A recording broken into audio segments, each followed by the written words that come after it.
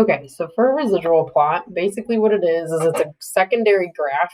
So it's not your scatter plot. It's made from the scatter plot to show essentially for every single data point how far off was the prediction. So remember, your actual minus predicted is what your residual is. So it's just the difference between the points from the line. So the line's telling you where they think the point should be, and the point is where it actually is. The difference is your residual. So a residual plot is all of those little differences plotted out in a second graph. So to interpret one of these, like what the heck does it mean?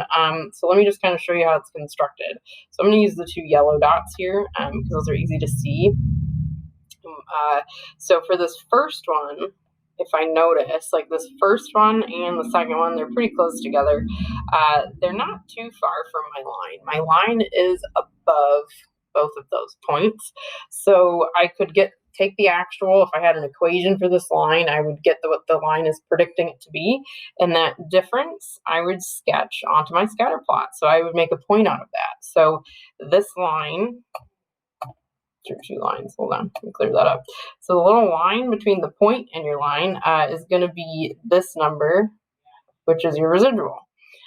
So then you keep kind of that process going. So for the second yellow point, again, it's below my line. So then I'm going to, however far that distance is, I'm going to make that also on here.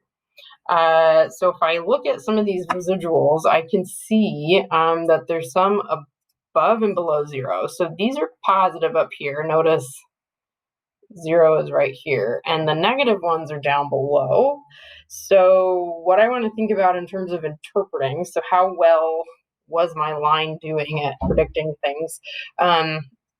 Anything that was negative, we want to think, okay, well, if it's actual minus predicted to get every single residual, and I got a negative answer when I subtracted the two numbers, my actual is less than my predicted. So the line essentially overshot. So in this case, I have an overestimate. Or what it would look like on my scatter plot is essentially my line and then my actual points below it. So for any of those negative residuals, that's any of the points below your predicting line. So these two correspond to each other.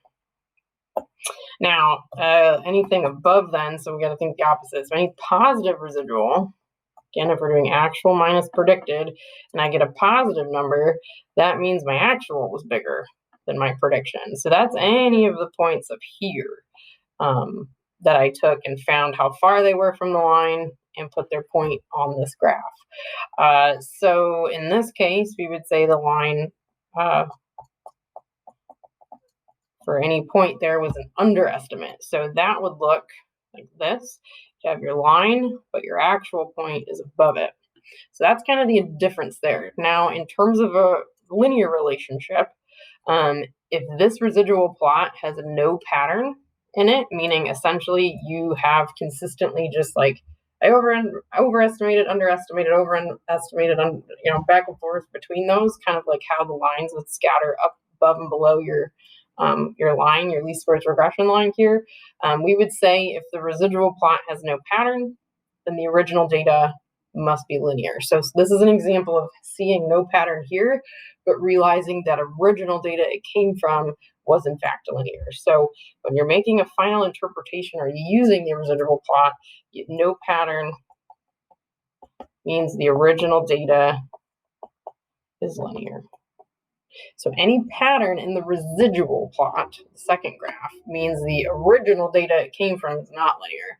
There's no pattern. The original picture that it came from was in fact linear data.